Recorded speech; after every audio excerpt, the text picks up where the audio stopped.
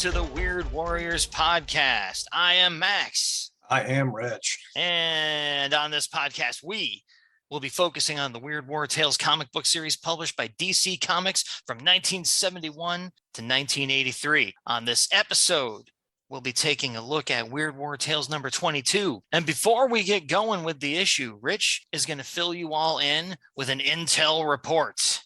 Aerosmith, written by Kurt Busiek, penciled by Carlos Pacheco, and published by DC Wildstorm Comics. It's 1915 and World War I is ravaging Europe.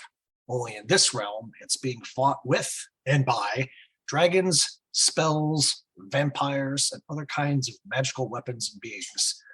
Fletcher Aerosmith joins the war effort on the side of the Allies, gets taught the rudiments of sorcery, and engages in brutal battles with the enemy Prussians. The original 6-issue mini came out in 2003 and is currently available in trade paperback format under the title So Smart in Their Fine Uniform. A deluxe hardcover is coming out in April 2022.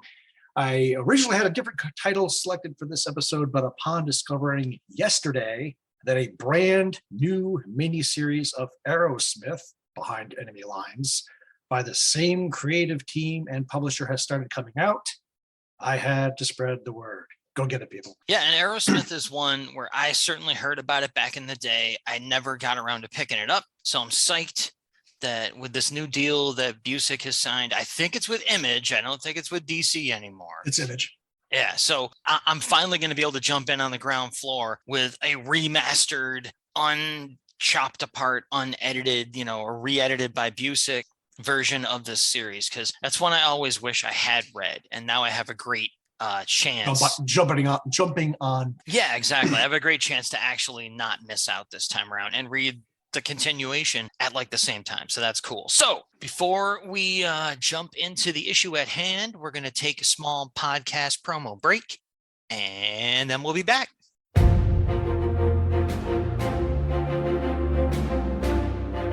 Dr. Fate, Dr. Midnight, Starman, Johnny Quick, Wildcat, Power Girl, the All-Star Squadron, Firebrand, Amazing Man, Huntress, Cyclone, Sandman, Mr. Terrific, Stargirl, Commander Steel, Seven Soldiers of Liberty Bell, Infinity Incorporated. Those are just some of the celebrated and beloved heroes associated with Earth 2 and the Justice Society of America.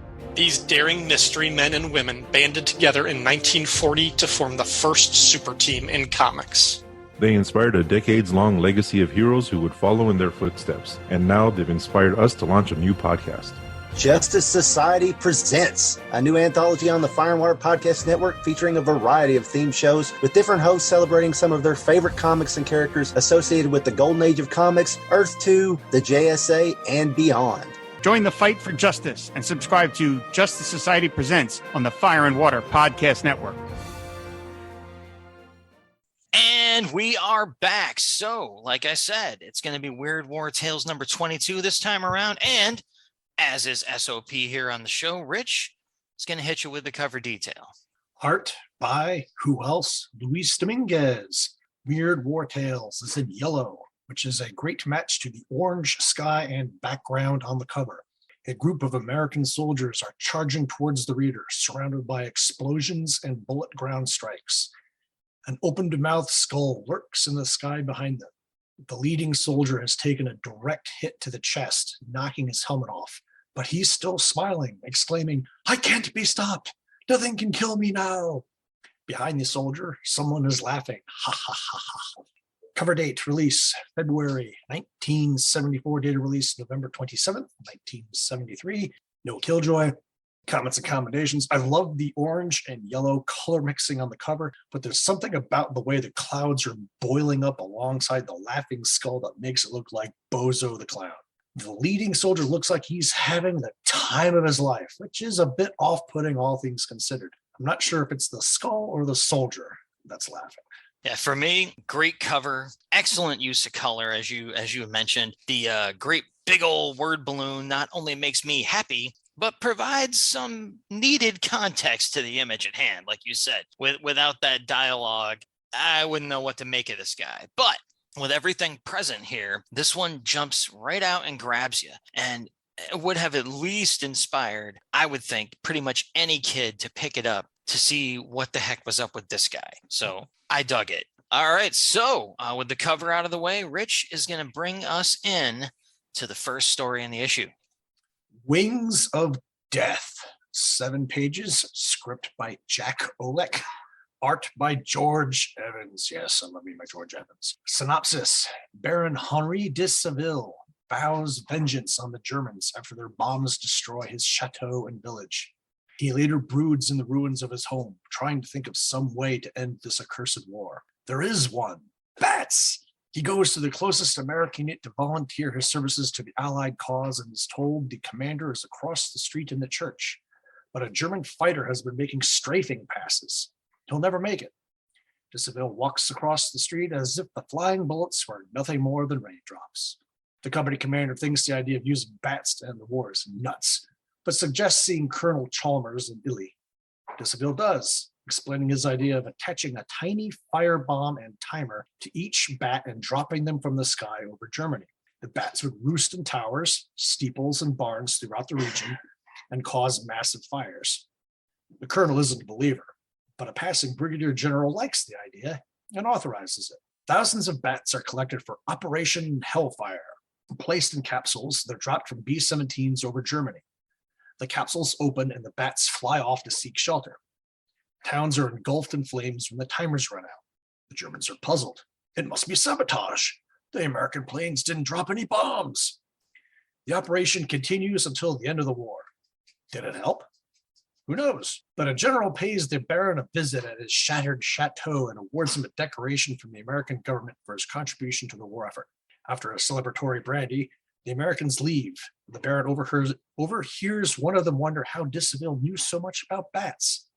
Waving goodbye to the departing car, he muses, why shouldn't I know about bats? Who would know better? De Seville is a vampire. Dun, dun, dun, dun. Killjoy and History Minute all in one. Project X-Ray was an experimental bomb casing filled with over 1,000 compartments with a hibernating Mexican free-tailed bat inside. A small, timed incendiary device was attached by an adhesive to the bat's chest. This is real, folks. Dropped from a bomber at dawn, the casing would deploy a parachute at 1,000 feet and open to release the bats, which would then roost in the largely inaccessible eaves and attics of buildings in a 20 to 40-mile radius. The resulting fires would ravage the largely wood and paper buildings in Japanese cities, their planned targets. The plan was approved by FDR himself in 1942. The morality and ecological consequences of sacrificing a few million bats didn't occur to anyone. Early tests were highly encouraging, despite an accidental release of bats that incinerated an army test range in New Mexico. The project was canceled by Fleet Admiral Ernest King in mid-1944 when he learned it wouldn't be ready for another year, also in part due to the ongoing Manhattan Project. Killjoy, another vampire walking around in daylight. Also, the glasses and hairstyle of de Seville has this 1970s feel to them as compared to the 1940s. Yeah, my comments and commendations. So I didn't have the historical context to hang on to, so I couldn't get through this story fast enough. The plot was utterly predictable, clunky in its execution, and the art was stiff and boring to me. A story about a vampire bombing the Nazis with explosive bats should have been a lot more exciting than this turned out to be. I suppose the opening splash panel with all the bombers in flight and the skeletal host's floating head was pretty well done, though. I'll say it's no shock to find out that the humane or ecological ethics of the bat plan escaped people in real life as easily as it did in the characters in this story, though. Again, your History Minute was orders of magnitude more fascinating and crazy than this story, even with the inclusion of a vampire at the end. So my comment here is next. That's what it's like. I had an idea where they were going to go with this at the very first panel with bats flying directly out of the B-17 bomb base, which was wrong even in the telling of the story later. George Evans has solid street cred whenever aviation is involved, having done some great World War I stories in earlier episodes. B-17s, B-26s, etc. They're all identifiable. I love the entirety of page 5. When the bombs are dropped, the bats are deployed, and the fires start. When you've been studying history as long as I have, you remember the odd stuff when it pops up in these pages. Flying Blind, Bayonet Trench, and now the Bat Bomb. I can't wait to see what else shows up as we go forward in this series that's based on true stories. And just one other thing really quick. We were talking about bats being used as weapons. Something else that I just had to throw out there really quick is the Russians had a play on this for a while of trying to use dogs as anti-tank weapons. They would put essentially a mine on the back of a dog, about a German Shepherd-sized dog, and they would run out and dive underneath German tanks to destroy them. Well, this had a multitude of problems attached to it. Is first of all, is that they trained on Russian tanks. So when the bullets started flying and they got released and everything else, dogs got scared and they went running under Russian tanks. So boom, boom, boom. But for the ones that did start running out towards German tanks, the Germans figured that shit out real quick and pretty much just started shooting every dog that they saw, as the war went on. Needless to say, even for Russia, that plane didn't get any legs and they abandoned that one pretty fast. I am very angry at the Russians now, more so than usual. Well, it's funny. The dogs, man, that's not cool. Well, if Garth Ennis, I think last year, did a graphic novel called Sarah. It's about female Russian snipers. And they have a couple of panels in the story of these anti-tank Russian dogs, charging out towards German tanks. And so, yeah. Yeah, that's he did that with TKO Studios, right? Yeah, I think so. It was just in the last year or two, yeah. Yeah, I picked up the Fearsome Dr. Fang or whatever from them. They were doing that sale where, you could buy the stuff and they'd send some of the money to a comic shop of your choosing during the pandemic. So I picked up one and sent it to the outer limits of Waltham, Massachusetts. But that's insane. That's completely insane. I think eventually we could when we run out of Weird War Tales issues, we could convert this whole show over to Rich just tells you crazy stuff that actually happened in wartime. Well, one of the books that I got for my birthday is called Weird War One. It's all the goofy stuff that happened during World War One. And yes, before you ask, there is a Weird War Two. But I haven't got that one yet. We are set as long as we always have time to hook up and do this every now and then. And no one drops a bat bomb on one of us. You got material until there's no more electricity going on, so we're good. Bat bomb. Oh, yeah, that's staying in. So that story aside, I'm going to take the hit here and do the next so-called story. It's a page and a half long. It's called The Day After Doomsday. And if only it lived up to how cool that title sounds. We got a script by Len Wein, art by Jack Sparling. It is reprinted from The Witching Hour #9 from June 1970, which shocks me because that's supposed to be a good series. And I'm going to be talking about that with Billy D next week. Anyway, the synopsis, such as it is for this story, is as follows. A lone soldier wanders through the ruins of a city, searching for food, shelter, and companionship. After a few days, he discovers a survivor, only to realize that survivor is an enemy soldier. They charge toward each other and spring for each other's throats. Two pistols speak as one, and the city was at peace again. Days later, the last man on Earth discovers the scene. He's curious about what could have been so important that they killed each other over it. And the last panel reads, the last man on Earth had lived too long in the ruins to remember such things as patriotism and honor. He only remembered the hunger and the loneliness, and those too would soon be gone. He rose to his feet and quietly walked away. And he says, funny, I wonder if we won. And that's the end of this page and a half story here. I gotta say, the dude looks ridiculous in his tight jeans and no shirt walking away. It's just the 70s, man. It's so bad. But anyway, we have no killjoy for that, but I'm going to let Rich start off the CNC for this one. Such as it is. Page 2, panel 2. One hand of each of the dead soldiers is pointing at the other one in almost an accusatory gesture, which is a great touch. That's it. Yeah, my CNC in the script here starts off with the phrase "waste of space." Last panel was indeed the best, but mostly because it came at the end. Ha ha ha ha ha! Yuck yuck yuck! I usually love Len Wein's work But this was just a space filler hack job. And speaking of filling some space, we have right below the end of this story a half-page APO Weird War Tales, the smallest letters page in the series to date. So and we call it a half page if you include the header, because if you don't include the header, it's probably about a third of the page. oh yeah, this includes the full-size logo and everything. So I'm going to read a letter from Chuck Graham of San Diego, California, which goes a little something like this. Dear Joe, Weird War Tales has greatly improved, to say the least. Since you took over the editorship with number 8, not only has the reprint material been eliminated completely, the stories have been broadened considerably in scope, covering the whole history of warfare from ancient times to the present, and even going into the future. The book-length features of 11 and 14, particularly the former, were excellent, and I was pleased to see some stories from areas that had formerly been neglected. The Far East in issue 13 and the Crusades in issue 15. The use of death in different disguises as a host for each story really unifies each issue and brings out the central theme of each. Folly of war, weird or otherwise. Art, too, has been great, but one suggestion. Let's see more of Alex Nino. His art is sometimes so far out that it borders on surrealism, which was just right for The Conquerors of issue 16. Some story suggestions. How about a tale out of pre-Columbian America or the Spanish conquest? We've yet to see any stories involving the colonial wars of the late 19th century.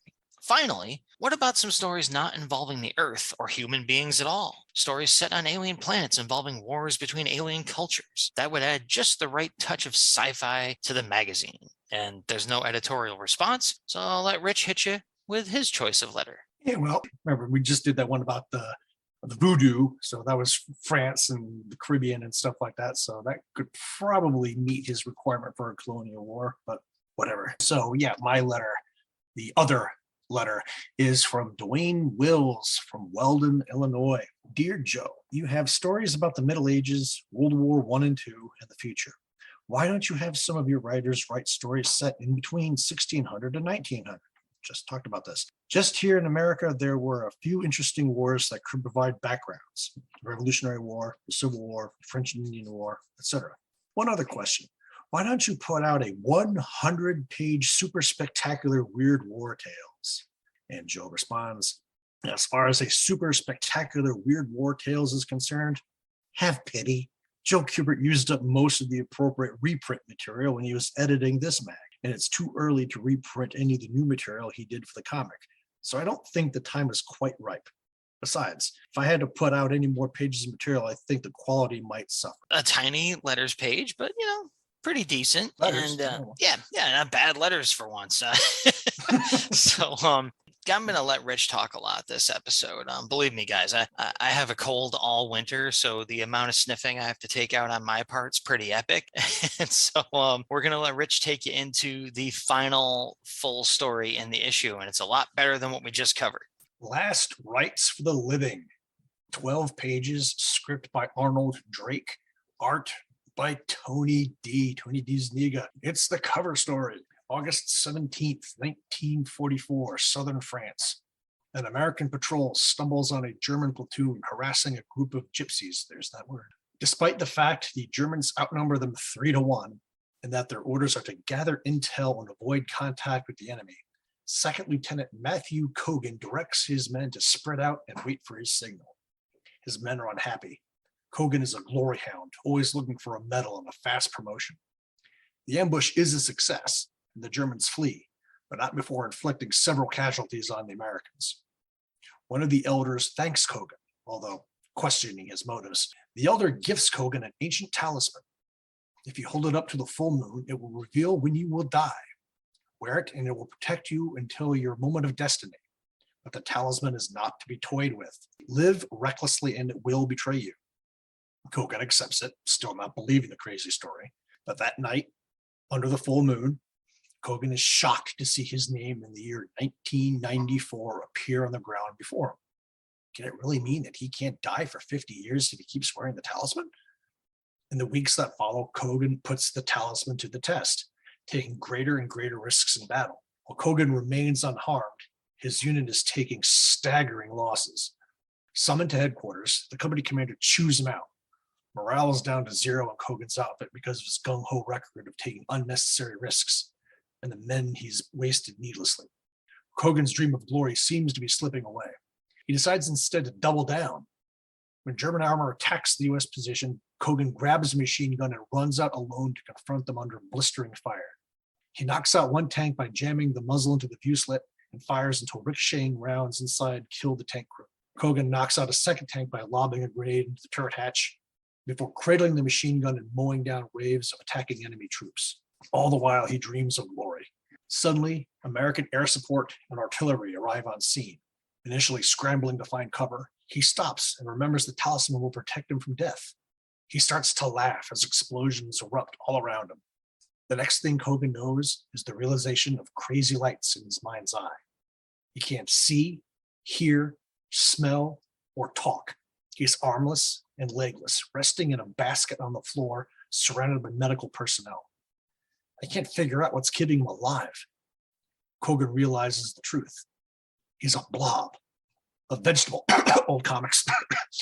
The talisman didn't keep him from harm, just death. He mentally begs the doctors to take the talisman off so he can die. He can't live the next 50 years like this, but they leave it on him so he can still have some measure of happiness. After all, he wore it everywhere. Too bad he'll never know about that promotion and the medal he earned for heroism. Killjoy. Lieutenant Kogan was sporting a soul patch throughout the story. Going to go out on a crazy limb here and say that manner of facial styling didn't exist for Americans in 1944. Comments, commendations. Remember Corporal Jerry Kisters from Weird War Tales #5? I'm immune. I'm immune. I'm not immune. I'm not immune. Page 11, panel 4, the shocking image of Kogan's trunk sitting on the floor in a huge wicker basket. It instantly took me back to the movie Johnny Got His Gun from 1971, which has to be where Arnold Drake got the idea from. I've seen the movie and own the book. Most of us remember the Metallica video 1 from 1989. Forced to pay royalties constantly for the video, Metallica actually bought the rights to the film. The movie came from an anti-war book by Dalton Trumbo that was, incredibly, published on September 3rd, 1939, just 3 days after World War II started in Europe. Here we go again. Joe Bonham, the main character from the book, was at least a victim of the war. Glory Hound Kogan earned his fate. I actually like the entirety of page 11. The psychedelic imagery as Kogan wakes up is really eye-catching. And this is going to go off script a little bit here. I've always enjoyed stories written in the past portraying some event in the distant future. And when you read it, that distant future is in our current past. Case in point, this takes place in 1944. 50 years later gets you to 1994. This story is written in 1974. So 94 is still 20 years in the future. Now 94 is almost 30 years in our collective past. Feel old yet?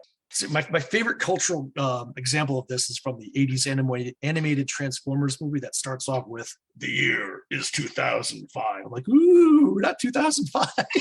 2001: A Space Odyssey, Back to the Future 2. Any of these works that we've caught up to, the future portrayed, we all kind of get a giggle out of them, don't we? Yeah, the year is 2005, and American Idol is still on the air. No, escape me! Ah! Yeah, man, retrofuturism is one of my favorite things too. I gotta say, like, I love it when we whiz past the year that they said we would all have personal jetpacks or whatever. You know, it's just always fun to me. And often their version of the future is a hell of a lot cooler than what we actually got. You know, so that's cool. As for this story, easily best story in the issue for me, for sure. For the first time ever, though, I was a bit disappointed by Tony D's work. The art on the first several pages was, to me, a bit cramped and stiff for Tony, with the camera often pulled in way too close. Pages 9 and 10 look downright lazy, with little to no background detail or even very much attempt to make the empty backgrounds interesting to look at. The final pages pick it all back up in a big way with some very well rendered and creative visuals that are much more in the expected Tony D style. As for the writing, I kind of knew where we were going, but the plotting and pacing kept things entertaining anyway.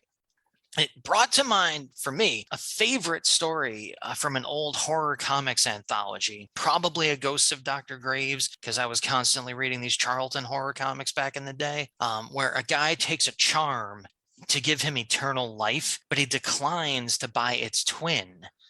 And that ends up being the one that would have granted him eternal youth. So he just keeps aging and aging until people find him in this abandoned mansion. And he's an impossibly withered corpse that still cannot die. So I hit that note for me here. The story was good all by itself. So we ended on a high note for this issue for sure for me. So and with that story out of the way, we're going to move on to our spotlighted ads for the issue. I've got a really cool one here. It's for the, and I'm not sure if I'm saying this right, but the Menomonee Falls Gazette from Menomonee, Wisconsin. Apparently, this is a publication that collected newspaper adventure comic strips, usually one full week of a strip per page, and it ran from 1971 to 1978. And there's a cool Wikipedia entry on this. I've got a link here in the script, and we'll make sure it's available to you guys on our various outlets here, Facebook, Twitter, and all that. But to describe the ad itself, we have kind of a half-page picture that says the world's greatest weekly all-star lineup, and then it has full figure pictures standing in a line, like almost like model sheets for the characters of Prince Valiant, the Spirit, Will Eisner's The Spirit, Batman and Robin must be standing behind Batman or something because he's not visible. We've got Superman, Tarzan, Buck Rogers, who is in, I think, one of my favorite versions of the Buck Rogers outfit. It's the really old one with like the vest and the finned helmet. And then one of my favorite characters ever, the Phantom. Then there's a big box with just a bunch of other character names, other characters and strips that they're collecting and putting out in this publication. And there's some really cool ones in here. You got James Bond, Jungle Jim. It's just one of my favorite names ever. That's a King Features character. Of course, Dick Tracy. There's Steve Canyon, Mandrake, tons of cool stuff here. This is another one of those publications. Like there was a similar one in a previous issue, and I'm such a sucker for these. And I wish I had been able to get my hands on some. Just these adventure strips collected, boom, in what I'm assuming is tabloid newspaper format, and everything just right there for you. You don't have to wait a day or a week or whatever. So easily, you put one of these in an issue, and I'm going to gravitate towards it as a spotlight ad immediately. So that's my ad. What says the early 70s like Evel Knievel? Ideal presents the exciting adventures of Evel Knievel, daredevil stunt cyclist. Thrilling wheelies indoors or out, breathtaking somersaults in midair over the Evel Knievel scramble bike, sensational leaps over your neighborhood ditch, jumps over your set of encyclopedias, volume A through W. I guess, XYZ, or I guess you're screwed or something. He doesn't make that jump. Evel Knievel scramble van, complete with ramp, trailer, living quarters, and workshop with scale tools. Spellbinding handstands from one room to another. Removable helmet. Removable swagger stick. Shock-absorbing front wheel, available where ideal toys are sold. I went on a trip to the Rocky Mountains last year and ended up at Snake River Canyon near Shoshone Falls in Idaho. I was a bit amused that there were markers for the site of Knievel's failed attempt to jump the canyon in 1974, later the same year that this issue came out. I had some manner of Knievel stunt cycle toy as a kid, but I'm not sure if it was this one, though. But yeah, Evel Knievel. I mean, how can you not? I mean, come on. Yeah, talk about, like you said, endemic of the 70s, man. Symbolic of the decade. You got Evel Knievel. And I did have this exact toy, the stunt cycle with the red rev it up and let it go launching station there. I had that exact toy when I was a kid. I didn't have a lot of these other things like the van with the ramp or whatever the heck else is there, but I do remember putting him in the handstand pose that they show in a small drawing on the page here, where he's like got his head on the seat and you let him rip. So I do remember playing with this thing, and it was actually really cool. It worked like a charm, and you could launch it right into a wall. Trust me. It was fine. Didn't this guy like break every bone in his body twice or something? Oh yeah, it was a complete failure. Yeah, like he almost never succeeded at what he was going to do, but people just loved him anyway. I mean, he had the outfit, he had the cool bike, and the ability to still function after shattering every bone in his body. Evel Knievel, aka Wolverine. Yeah, it's just freaking fantastic. Yeah, like, and an awesome toy, man. I love it. So, a couple of great ads out of the way here. We're gonna move on to our little section that we like to call "Got Any Last Words?" 2 awesome stories and a great selection of ads, all of which opened the Wayback Machine for me. Last Rites for the Living was a narrow winner over the loosely based, in fact, Wings of Death. 2 thumbs up.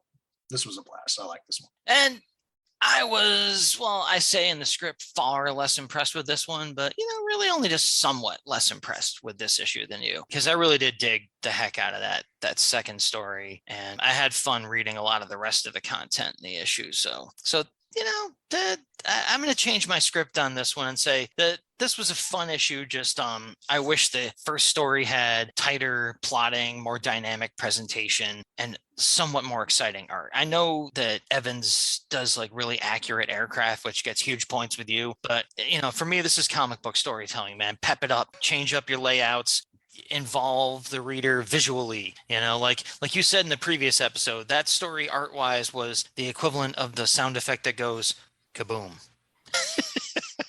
To me, like, yeah, that's what it is, but it doesn't do much for me. So I'll just say my kingdom for an issue of the Menomonee Falls Gazette. So all that out of the way, we are going to step on over to our dead letter office where we talk about social media feedback and stuff like that, emails and whatnot. And I remember to tell you guys that you really can. You can. I'm not kidding you. You can go to redbubble.com and type in Weird Warriors Podcast and get our awesome logo emblazoned on just about anything you can freaking imagine. And then, you can have that and your life will be that much better. Redbubble.com. There you go. You can be the 3rd customer after me and Rich to buy some stuff at that website with our awesome logo on it. So anywho, that out of the way, the dead letter office this time around is pretty busy. Over on Twitter, we've got a like and share and all that kind of stuff from Mark Davis at GE Comics Group on Twitter. Now, Mark is a longtime Facebook friend of mine. He is the writer and publisher of Golden Era Comics, hence the GE Comics Group on Twitter. And I love the guy's writing. He's in the trenches doing super indie comic book work. Everything he's worked on is cool and it's fun. So go check him out. Tell him we sent you. And buy his books. All right. So Mark Davis shows up. We got Professor Frenzy. We have good old Kirk Spencer, who right now you can change your Twitter name all the time. Kirk Spencer is calling himself the demented old circus monkey. Just got to mention that. I know it's temporary, but it's perfect. We have Bill at Spy Vinyl on Twitter. We got our good buddy Billy Delicious, Doc Strange, who I am going to be talking about the Witching Hour with pretty soon. We have Chris Lydon. We got Herman at the Long Docks of Darkness. We have G Burr. So G like George, Burr on Twitter. Into the Weird, which is another one of Herman's accounts. FP Glasgow stops by. Chris at BTO and Bat Books, I believe from the Professor Frenzy show. We have Dr. Bob's Kitchen at Dr_BOBB on Twitter. That's one of our buddies from the Checkered Past podcast. We have Stop, Let's Team Up, a comic podcast, which is super fun. We have our buddy Dan Brown at Packed Cells on Twitter. And we have Dave's Comic Heroes blog. We have the Checkered Past podcast itself at Check Pod on Twitter. We have the Doom Patrol Haiku account. Our good friend Luke Giaconetti of the Earth Destruction Directive Giant Monster Movie Podcast. Dr. Pop Culture BGSU stops by, and the subtitle on his Twitter is Holy Academia. So, love that. We have Clinton Robinson from Coffee and Comics. We have Shadow, which is at Andre Harbor, HARBR on Twitter. New one for me. Very cool. So we've got someone we'll be hearing from in a bit. Martin Gray at Mark Gray on Twitter. He of the Too Dangerous for a Girl blog. Again, if you want to keep up with current DC comics, there's no other site you got to go to. Martin reads a ton of that stuff and gives honest reviews of it. Even if you're not reading those books anymore, you just want to keep up with what's going on. Too Dangerous for a Girl, Martin Gray. I still read it all the time, every time he posts something new. We have Dr. Ange And he comes by to actually say something. He says, the transplanted limbs with minds of their own is well-trod story fodder from Mad Love to The Hands of Orlok to the movie Body Parts. Cool to see it here. And we respond and say, oh, you'll see it here again. Weird War Tales likes to go back to its wells a bit. And Dr. Bob from the Checkered Past podcast stops by to say, you fellas have almost convinced me to voluntarily read war comics. And we just respond with, join us.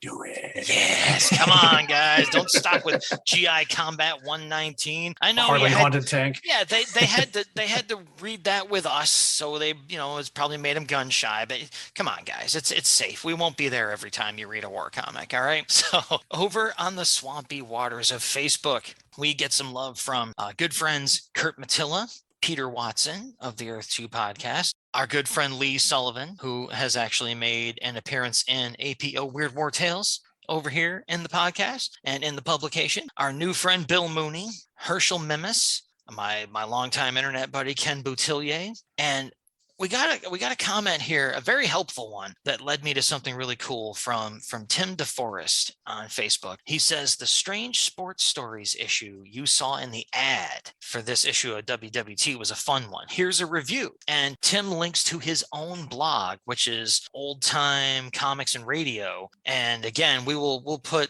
a link to this up there. I shared it on Twitter the other day on both my accounts. This blog is fantastic. Not only was the review of that issue really eye-opening, and just it was a treat to actually get to see the insides of that book and hear what someone thought about it, because the ad fascinated me so much. But his blog covers, as it says, old time radio, pulp magazines from back in the day, which I'm reading a history book about right now. And he'll actually have snippets from the radio shows, and just, it's an incredibly cool blog. It's right on my following list. So thanks, Tim, for stopping by and leading me to another bottomless pit to explore and have a good time with. Now, Lee Sullivan stops by and says, wait, is this the issue with my mean letter? And then he says, just checked. I'm in number 20. Looking forward to reliving that. And, we got you covered there, bud. It's coming. It's coming. Beyond that, I usually just comment on the episode, likes and shares and stuff. But Rich had done a post over at the Weird Warriors podcast Facebook page, which he is the boss of, the commanding officer of the FB page. And he said, I've mentioned the Find a Grave website a few times. So here are the links to 3 comic greats I've visited in person. Great underused tool for historians, genealogists, and fans to pay their respects. And he provides the links and a little picture and all that. And Matt Caruso stopped by to say he was lucky enough to have met all 3 of them, to which Rich responded, ditto, of course. We've all heard that story.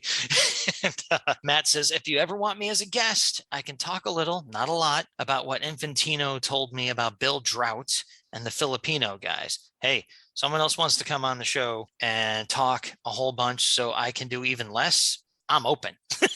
So Matt goes on to say, I didn't donate Weird War to the Filipino Comics, Komiks, spelled phonetically, museum. Just, I don't get that word in front of Sergeant Rock. Do you think that's just that's one of the artists, Vicatan. Vicatan, Sergeant Rock, okay. But I was in the program. Jerry Alanguilan was a historian and a friend. He died too young, but inked Captain America and Star Wars in his last decade. And then he's got this awesome picture that he had commissioned too. So that's a heck of a comment thread to check out, especially because it ends with a big, awesome punch of cool art. So moving over to Gmail, we actually got a couple of emails on ye old Gmail account, weirdwarriorspodcast@gmail.com. So Billy D writes in, talk about episode 20. And he says, hey guys, awesome episode. I really wish DC would put this title on the app so I could read along. Sounds like some really good material. Now, again, Billy is listening to every episode of this show and can't read any of the issues. I feel somehow responsible for him putting himself through this. But he goes on to say, De Zuniga, Perlin, Chan, etc. are all artists I love in the war and horror genre. I have a Weird War Tales trade, but it's the Creature Commandos era, which is way down the road. Keep up the good work, and thanks for putting out the free entertainment. So that's our buddy Billy D. And yeah, I have seen that Creature Commandos trade, and I'm still tempted because it would be cool to have all that stuff in just a handy trade to pull out rather than Yeah, pull that one issues is out. way. Yeah, but it's still very tempting to me because that's like, oh, portable creature commandos that you don't have to worry about, dropping. That's cool. So now I said we'd be getting back to Martin Gray, and we are. He is writing in a little belated Gmail message about episode 19. He says, "Dear Combat Happy Joes, gosh, you're really getting these shows out fast and furiously. I have some late comments on episode 19. And here he comes, folks. He says, Weird War Tales number 16 was the worst issue yet. I say thee nay. This is the all-round best. A fantastic cover from Luis Dominguez. The superb More Dead Than Alive.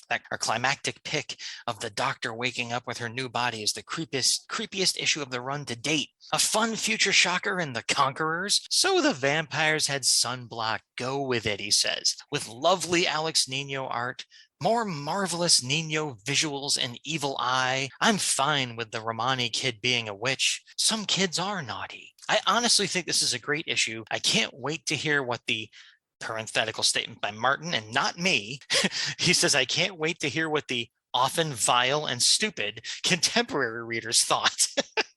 On a similar note, I realized that this is a read-through show, but it'd actually be rather useful if you read the letters for each issue after giving us your thoughts, rather than some months down the line when we've likely forgotten. He says, okay, off to finish listening to the latest show, stay weird. Now, his opinion of the issue aside, it's all subjective. I just want to comment on that last paragraph. It has that last suggestion. I know the Earth 2 podcast does that, where they'll go over an issue and then they'll look ahead and read the letters written about that issue, but I don't want to do that.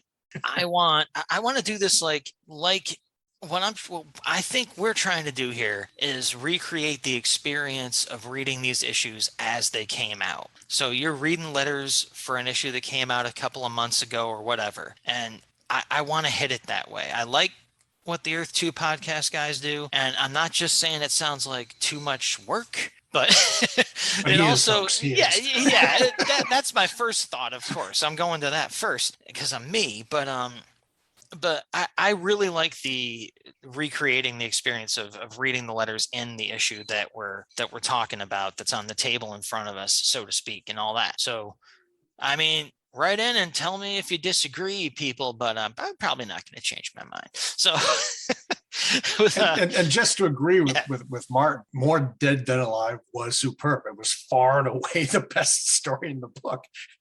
But we have to agree to disagree. The rest of it sucked. Yeah, man, that's what comics are all about. That's, everyone coming together. And like I said, a lot of these artists we've all been mentioning along the way that I love. All my friends hated these people. Like, they hated that they didn't know these people, but they hated their art. Like, I could get Tony D, I could get Alcala, I could get Nino off my friends so easily. Give them one Frank Miller or John Byrne or something, and I could get like 5 of those other artists off of them. So I'm used to being in the minority, folks. It doesn't bother me one bit. I've been in the minority on what's good for most of my life. So, all right. With that out of the way, as usual, we're going to let Rich hit you with the teaser for the next episode. Weird War Tales number 23. You know why. Or maybe you don't. A bird of death. Beans, the ultimate weapon. A letters page so filled with vampiric killjoy, Max won't know which one to choose. It's just another day in the trenches of the Weird Warriors podcast. Oh, man, I'm excited. I mean, we're talking about beans here. So many fart jokes. I come prepared. That is the level I am stalled at for all eternity. So it's good timing. So that's it for the episode, folks. We have reached the end of another one. So until next time, when we're all, stocked up on beans and whatnot, I've been Max. He's been Rich. This has been the Weird Warriors podcast. We are the Weird Warriors, and we promise to make war no more.